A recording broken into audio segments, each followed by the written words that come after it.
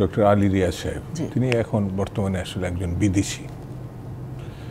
তিনি বাংলাদেশের সংবিধান, বাংলাদেশের রাজনীতি এটা নির্ধারণের দায়িত্ব পেয়েছেন। বাস্তবতার প্রশ্নে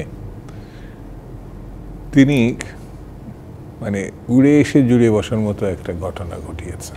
এদের কোনো অধিকার নেই এই সংবিধান সংশোধন করা, পরিমার্জন করা বা দেশের নাম পাল্টানো বা কি বলে মূলনীতির পতন, কোনো অধিকার নাই। প্রথম কথা হচ্ছে, যিনি এই কমিশনের প্রধান ডক্টর আলী রিয়াজ সাহেব, তিনি এখন বর্তমানে আসলে একজন বিদেশি। তিনি বাংলাদেশের সংবিধান, বাংলাদেশের রাজনীতি এটা নির্ধারণের দায়িত্ব পেয়েছেন বর্তমান সরকার কর্তৃক। এটা একটা প্রশ্নের বিষয় যে একজন বিদেশি, যার এখানে কোনো প্রতিনিধিত্ব করার কোনো সাংবিধানিক অধিকারই নাই।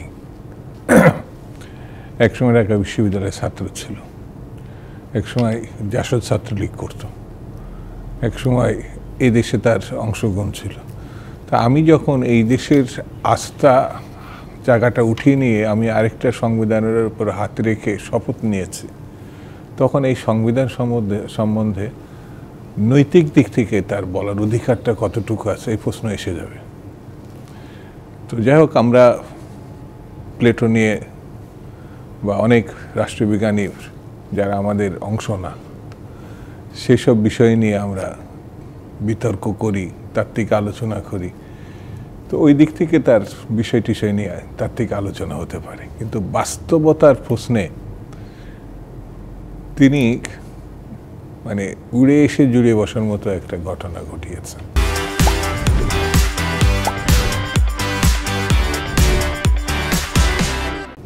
এটা হলো একটা, আমার কাছে, আমি যতটুকু জানি। দ্বিতীয় হচ্ছে, সংবিধান নিয়ে কথা বলার প্রস্তাব যে কেউ করতে পারে, বাংলাদেশে যে কোনো মানুষই করতে পারে, এই সরকারও করতে পারে, কিন্তু এদের কোনো অধিকার নেই এই সংবিধান সংশোধন করা, পরিমার্জন করা বা দেশের নাম পাল্টানো বা কি বলে মূলনীতির পতন, কোনো অধিকার নাই। প্রস্তাব করতে পারে, সেটি আগামী সংসদ, নির্বাচিত সংসদ, তারও একটা 2/3 মেজরিটির একটা ব্যাপার আছে।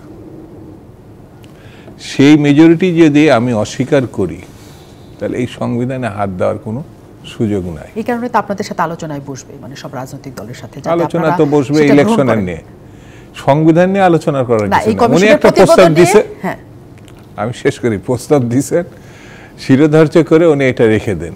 অন্যান্য অনেক প্রসঙ্গ আছে, আগামী পার্লামেন্ট যদি সেটা অ্যাকসেপ্ট করে, ওকে, আলহামদুলিল্লাহ।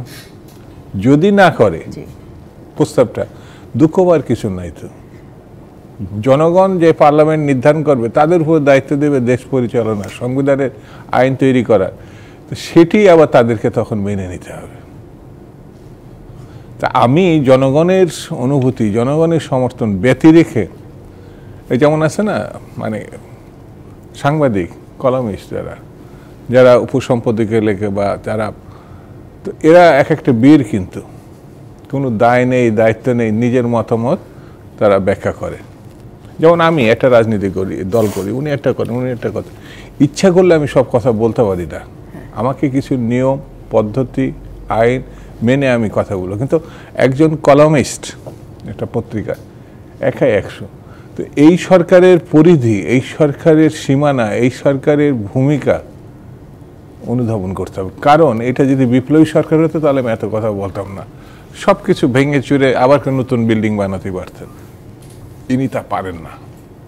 ইনি এই সংবিধান রক্ষা করার শপথ নিয়েছেন, এই সংবিধানের অধীনে কাজ করবেন বলে শপথ নিয়েছেন, এবং সেই শপথ অনুমোদন করেছে সুপ্রিম কোর্ট অ্যাপিলেট ডিভিশন। আপনি সেখান থেকে বেরিয়ে গিয়ে, হ্যাঁ, সংবিধানে একমাত্র কোনো জায়গায় জটিলতা হলে সেটার ব্যাখ্যাকারী প্রতিষ্ঠান হচ্ছে সুপ্রিম কোর্ট, আর সংশোধন, পরিমার্জন, সংযোজন পার্লামেন্ট। এর বাইরে অনেক আলোচনা হতে পারে, বিশেষজ্ঞ বইয়ের আলোচনা হতে পারে, প্রস্তাব হতে পারে, অনেক কিছু হতে পারে, কিন্তু সেই জায়গাটা আমি না গিয়ে, হ্যাঁ বিভিন্ন রাজনৈতিক দলের মতামত নিতে পারে, বিভিন্ন মতামতের ভিত্তিতে এই প্রস্তাবটা করতে পারে, কিন্তু তারা সংশোধন করতে পারে না। উনি যেমন বললেন যে এখানে গণভোট, ওদের রেজল সাহেবই বললেন গণভোটও এটা কোনো কাজে আসবে না কেন? আগামী পার্লামেন্ট যেতে এটা অনুমোদন না করে।